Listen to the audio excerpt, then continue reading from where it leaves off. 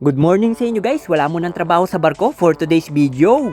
Pero don't worry, meron pa rin pagkain, magpipiknik kasi kami dito sa Netherlands, let's go! Ito guys yung tinatawag na refuel ng mga seaman, labas-labas din pag may time. At ang maganda dito, wala kaming gagastusin, lahat libre, sheesh! Grabe guys, ang dami na namang naispatan ni Kalbong Seaman TV'ng magagandang tanawin, biruin nyo naman, busog na yung mata, busog pa yung tiyan, oh yeah! Kaya pala wala na kaming gagastusin sa picnic namin, hahakot na kami ng chibog, chicha, pagkain dito sa barko namin, alright! Yung mga lechon natin na walang tenga, bakit wala ng tenga to? Kaya pala nawala yung mga tenga guys, gagawin palang crispy sisig, sheesh! Pwede na rin! Hindi na makatiis yung kalbo, sobrang cute kasi, kaya kurutin! Kasama nga ba? Huwag ka lang kumurot yan, bawa natin yan.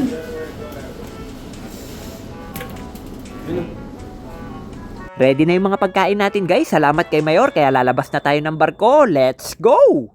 Magbabike lang pala kami para na rin exercise at may nakita ko matinding service, dang!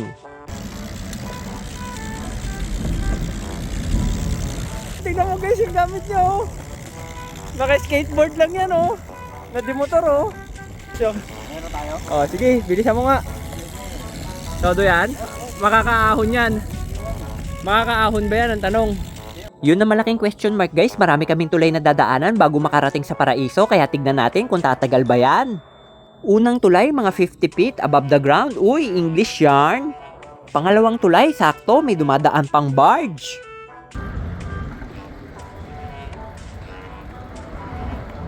Malapit na raw kami sa heaven guys, diretso lang daw, sheesh! Yung kalbo biglang kinabahan, bacon pa more.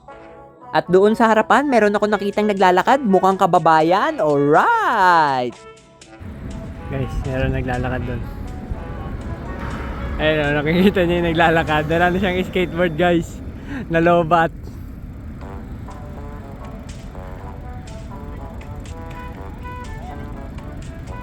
Guys, makamaistop. Naglalakad na lang. Buti na lang guys, malapit-lapit na kami. Isa na lang yung problema, yung pabalik, alay lakad is real. Tignan nyo naman yung mga bahay-bahay dito guys, ang gaganda, gawa pa sa mga bricks. Pati yung mga puno, may mga budget, laging bagong gupit, sana all. Okay guys, halos nandito na kami, welcome to the jungle, pasok! Guys, papasok na kami sa kakahuyan. Ayan o. Lapit ng kakahuyan na to guys. Tignan nyo naman yung mga bahay na grid-grid. Asan ka, DJ Rem? Aakit pala kami guys. Mountain climbing. Mountain climbing pala kami guys. Ayan o. DJ Rem is on the house. Naka-safety shoes pa. Ayan mga puno dyan guys. Ang tataas o. Nature na nature talaga dito. Oh, hindi alam kung saan daan, no? Pwede dyan, pwede dito. Hindi ko na alam guys kung saan ka pupunta. Kaliwa na naman. Dalawa na naman yung daanan guys. Oh. Pwede dyan. Pwede dito, kaliwa daw. Magbabaliktad na ako ng damit guys. Buti na lang magaling yung tour guide natin, mukhang nakakailang balik na siya dito, kabisado niya na yung mga daan, alright! First time kasi ni Kalbong Seaman TV makapunta dito guys, mapapasana all ka na lang, buti pa yung aso kasama sa paddleboard, oh she! Halos kompleto na yung grupo guys, except sa naka-skateboard, kaya umpisahan na yung paghanda ng pagkain, let's eat! Dito na kami magpipiknik guys, ayan na si Sir William. Ating naghahanda na ng kakainin natin. Hiniwa na kagad yung mamula-mula at matamis na pakwan kahit hindi ko pa siya natitikman, eh! Sabay suot ng kulay blue na gloves para ready to attack. Banat! Oh, banat. Kurot-kurot na sa mukha yan guys. Oh. Pinauna ko na silang kumain guys. Busy pa kasi si Kalbong Seaman TV tumingin ng mga mapuputing swan. Oh, she!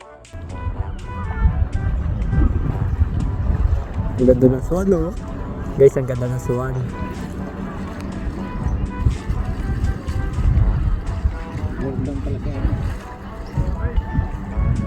Kalbong CCTV, spotted. Tignan na rin natin yung mga water activities nila.